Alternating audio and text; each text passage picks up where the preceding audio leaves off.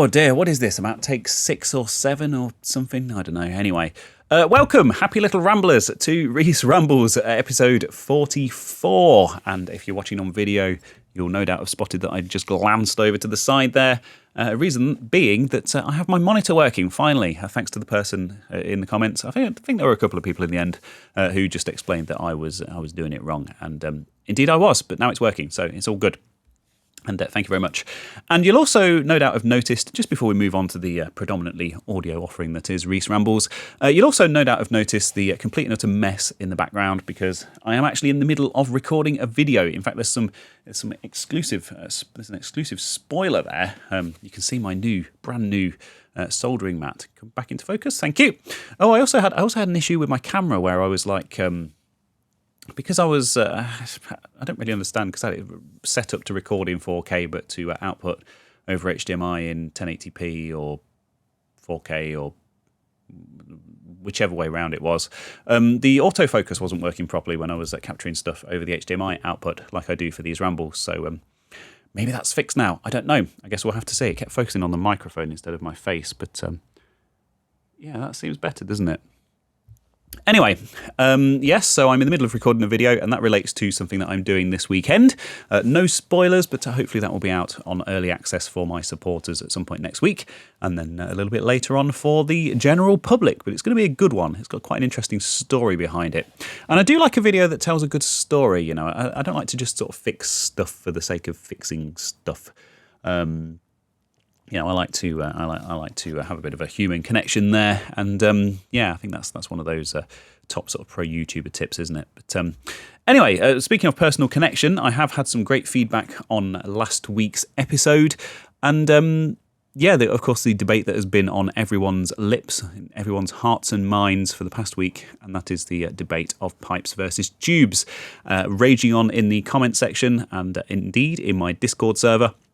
And it even spilled over into the RMC Discord server. Sorry, Neil, but yeah. Basically, we got a real engineer involved called Brian. Shout out to Brian. I know you're a regular Rambler as well. And yeah, Brian is a civil engineer. I had to be careful not to get that wrong, because he did get offended when I called him a structural engineer. But he is, anyway, he is a real engineer, not a software engineer like me, which is not a real type of engineer. And yeah, it seems we're all kind of on the same wavelength and on the money. So let's have a look at a few comments that just sort of clarify the situation for me. So we've got one from Mogwai here.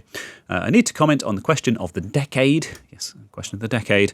Pipes versus tubes must be the application versus the shape in it.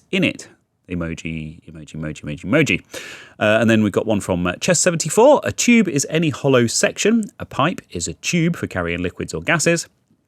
And finally, these are just sort of examples. There were some other ones. One from Darren Cool. I asked Copilot on your pipes versus tubes question, and there was a big block of info. So thank you for summing that up for us, Darren, because I don't want to sit and read a big block of text. It says this at the end. In summary, while pipes are used primarily for transporting fluids and gases, well, I think technically from maybe a physics point of view, aren't gases fluids? Perhaps I shouldn't be opening up another debate. Tubes are used for a variety of structural applications. Pipes are measured by their internal diameter, while tubes are measured by their external diameter. And I did not know that, and I thought that was a very good fact, so I just wanted to mention it here as well. So yes, indeed, a pipe carries a liquid or a gas from one place to another, and a tube is just something that's kind of tube-shaped, like this whiteboard marker that I have here that the camera's not going to focus on. There we go, I'll just put it on my face. Yeah, so there you go. Although, is that a pipe? Because obviously that is full of fluid, and it does deliver it from one end to another. So is a whiteboard marker a pipe? And if this is your first ramble, or you somehow missed last week's, this all came from a debate about a place where I work in my day job. I work in a few different places due to the nature of my job, and my wife actually works there full time now. And the place over the road is a pipe and tube factory, and they have a sign, and it's got the company name on it, and it says pipes and tubes on the sign.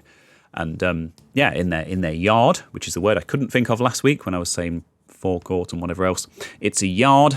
They have a big warehouse and a factory where they make the pipes and the tubes, and then they have a big yard outside where they store them. They've got like huge, great things that look like they're for sewage pipes or something that go on the back of trucks. They've got pallets full of straight bits of tube, and they've got things on reels and stuff like that. And it's all like this black plastic pipe, and it's like, which ones are pipes and which ones are tubes, and how do you tell the difference? Well, there you go. So there you go. And I should also, this did lead to another debate with Brian the engineer, which I really want to talk about, where he was talking about cables versus wires.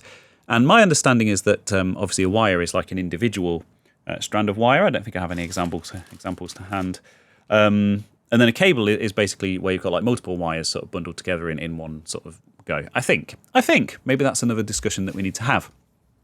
But Brian did point out that actually there are pipes or tubes. You can put a wire inside a tube, and then that tube becomes either I'm reading this from the screen, either a conduit or a duct. And apparently the difference is that a conduit is above ground, whereas a duct is below ground. But either way, it's a cable or a wire inside a pipe or a tube. So hopefully that's cleared it up for everyone. So while we're on the subject of last week's ramble and corrections and comments and updates and whatever else, last week I talked about Llamasoft, the Jeff Minter story, which is a collection that's coming out from Digital Eclipse at some point next year, and it runs on the same platform as the Atari 50 collection, which is something I talked about last week. And I said that this was the next one in the series, and it was really exciting because this is... it's obviously an indication that they're going to be using this platform to make more stuff. It's basically a collection of games that you can actually play through emulators, and documentary footage and documentation and interviews and all that good stuff. And I was very excited about this, and I actually had a comment from a regular viewer / commenter, and I just want to say to Hardly Vorgan71, thank you ever so much for this feedback, because it's great to know. It says Llamasoft is the second in a series. The first was The Making of Karateka. There's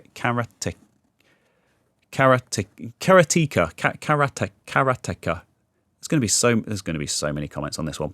Anyway, yes, you are correct. Thank you ever so much. I have no idea how that slipped my mind, but of course they've already released this one this year, only in August. Probably because it's a game that kind of largely passed me by, and I didn't really pay much attention at the time. But yeah, they have already released one. Of course, Jordan Mechner is the guy behind this game, and perhaps more famously known as the name behind Prince of Persia. And yeah, of course, this was released on the Apple II and the Commodore 64 and all sorts of stuff. I see they're selling it as a bundle with the Atari 50 collection as well on Steam. So thank you ever so much for that update. Yeah, you're absolutely correct. It is the second one in the series, and hopefully an even better sign of things to come, and that they are going to be releasing even more of these things, because they're really good, they're really interesting, and yeah, it's cool to see. So over the past few weeks, I've been talking about boomer shooters, particularly the ones from Night Dive Studios. Of course, they've done Rise of the Triad, they've done Quake 64, the original Quake, Doom 64. They're working on Dark Forces. They've done loads of stuff, loads of really cool kind of modern remasters, very sympathetic, graphical updates, and keeping the gameplay intact and all that kind of stuff.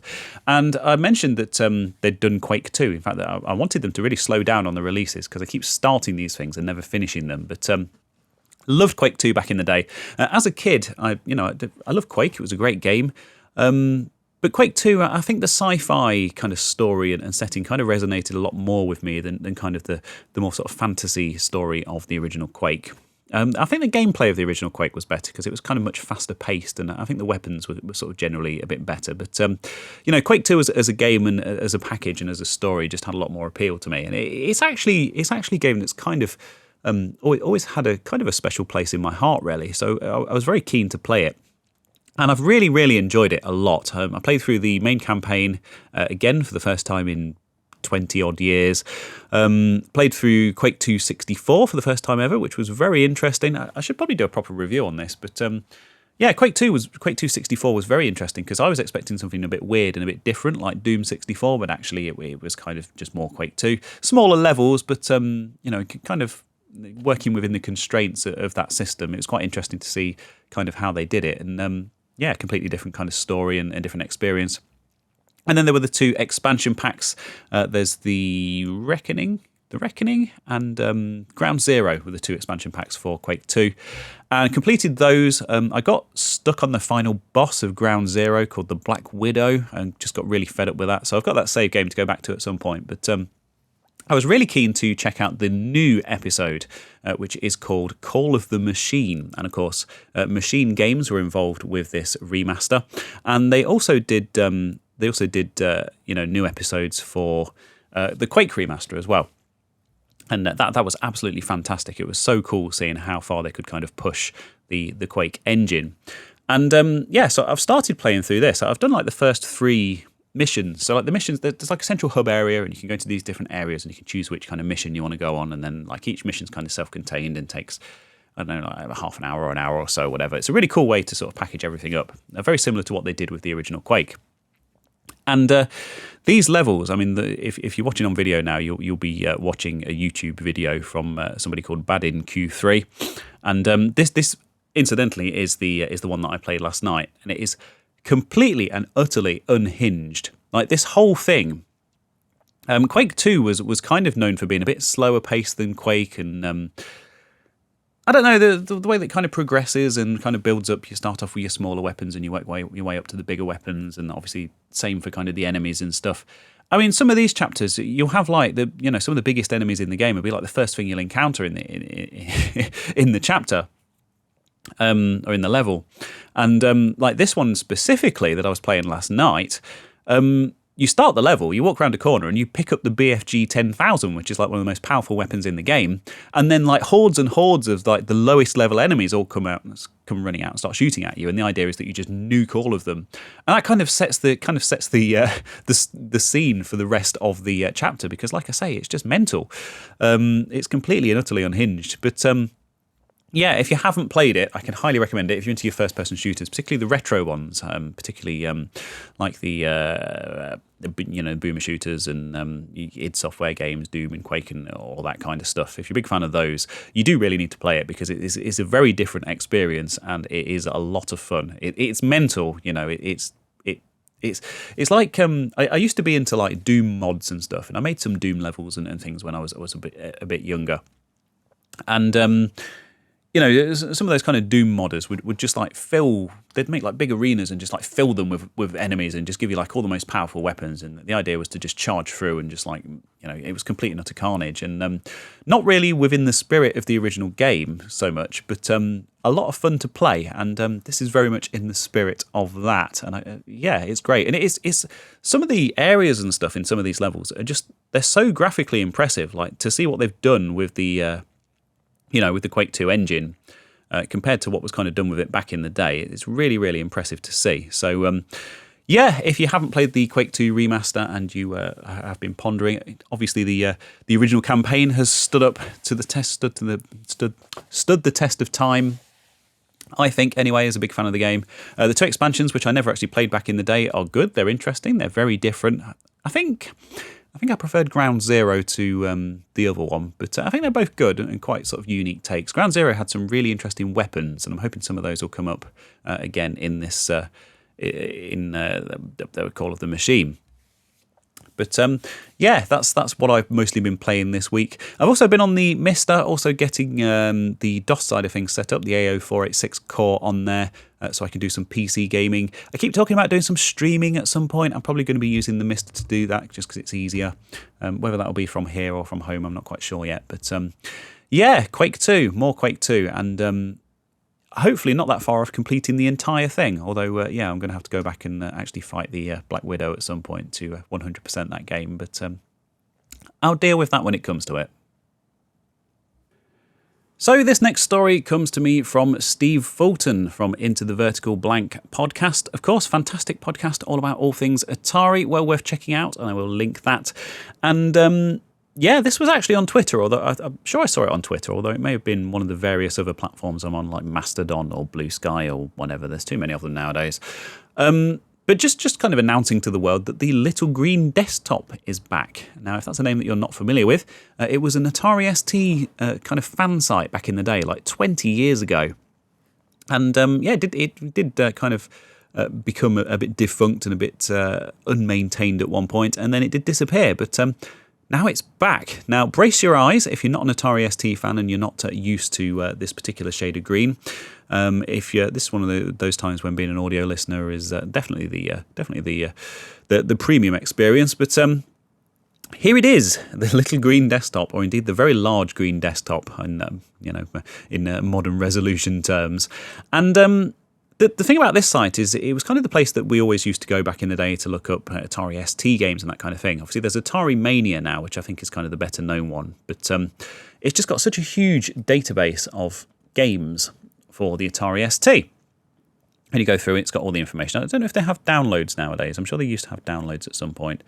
And there's a whole comment section, and of course you've got, there's comments here going back to 2006, 2001. I mean, yeah, that's how old this site is. And it's so cool that all the history's still there as well, so that's really cool to see.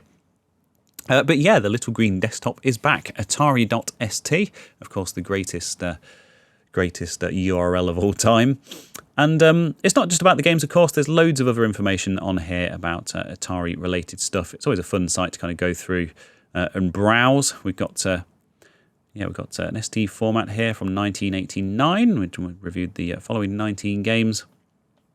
We've got news, we've got links to emulators and all kinds of stuff like that. So well worth a browse, but be sure to steel your eyeballs for that bright green Atari ST desktop before you click that link. So E3 is dead, and I'm sure you've probably heard this, but the biggest gaming show, or certainly one of the biggest gaming industry shows in the world, is finally defunct. It first started back in 1995, and they've announced that that's it. They're not going to be having them anymore. So I saw this over on the BBC News website. Of course, I saw it on social media and various other places. It was literally all over the place when it was announced. And the world's biggest gaming show. So this was in LA every year. They hadn't had an in-person event since 2019 because of obviously global events and things. E3, of course, famously standing for the Electronic Entertainment Expo, and it basically became a place for kind of game developers to show off their latest consoles and games and releases and all that kind of stuff. It was originally just purely a trade show, and then more and more of the general public started to sneak in over the years, and it kind of grew to become this huge phenomenon. So I didn't actually realise until I read this news story that they hadn't actually had one since 2019. I mean, you would have thought that it would be back kind of bigger and better than ever this year, but apparently not. Like I say, it's fizzled out and become nothing. There's some good quotes in here from people saying that it's struggling to remain relevant and all that kind of stuff. And so the story here, just as the BBC News website puts it, started as a trade show in LA in 1995, just after the launch of the PlayStation and the year before the Nintendo 64 was released. Its 2005 event unveiled the Xbox 360, PlayStation 3 and a prototype of the Nintendo Wii, which was its best attended expo ever, with 70,000 visitors. So E3 was absolutely huge news back in the early 2000s. And I was running a gaming blog at the time, and of course E3 time was always a very exciting time to cover all the latest press releases and game trailers and that kind of stuff. It says here the 2023 event was cancelled because of a lack of interest from people within the industry, which, like I say, I guess I was so uninterested in it that I didn't realise that other people were so uninterested in it that they'd cancelled it. And it's like all of these things that end up being cancelled. You get so many people coming out of the woodwork after the fact saying, it's going to be sorely missed and it's such a shame and all that kind of stuff. And it's like, well, perhaps you should have gone to them. But the death of E3 is a significant moment for the games sector. Research Director for Games at Ampere Analysis, Piers Harding Rolls, told the BBC. And that's a very grand name, isn't it? Piers Harding Rolls. He added that gaming companies running their own events are a cheaper, flexible and more effective way to reach an audience, blah, blah, blah, blah. And absolutely right. Obviously, all of this stuff, I mean, like the big GTA 6 announcement that I was talking about last week and all of the kind of big AAA game announcements, game companies just put them out on their social media and on YouTube and all that kind of stuff now. There's no need to save it all up for E3 and show it off to people in person. You can reach a much bigger audience instantly and much more cheaply by just putting stuff out on the internet. But another victim of the the online, the march to move everything online and move away from in-person events. But sad to see it go. Obviously, it's kind of one of those things that's kind of always been there, and now it's not. So a bit of a shorter ramble this week, I'm afraid. I need to get back to sorting this video out, and I've just got so much stuff to do. So I've got to get this edited and get it scheduled for 2 minutes to midnight, which is when it goes out, 23:58. I don't know if anyone would clock that, but yeah, Friday night, that's when these become public. And yeah, so that's all I have for you this week. Ramblings on pipes and tubes, cables, conduits, and ducts, and yeah, stuff that I've been playing, and that's it. I think I've covered pretty much everything. So I'm going to be at the cave on Sunday at Neil's place once more. I know I spend far too much time there, but Lewis Packwood is doing a talk all about his book, Curious Video Game Machines, which of course I was involved in the making of. He asked me for some help with the Atari chapter, and also some pictures of some of the kind of rarer machines that I have in my collection. And yeah, that's looking like it's going to be quite an interesting event. And of course, I might be somewhat involved in that, but we'll have to wait and see on Sunday. And of course, that will be coming out. I think I might do a video on that, just like a behind the scenes thing, maybe a very quick thing on the second channel, or maybe something bigger. Who knows? And of course, Neil will be recording the talk and releasing that on his channel over on RMC as well. So very, very cool. Always nice to have a trip out, especially this close to Christmas, just to see everyone and meet up at the old restaurant again and get drunk again, and yeah, all that, yeah.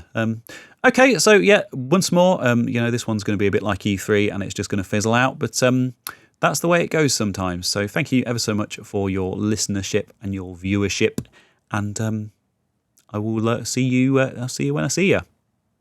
Bye.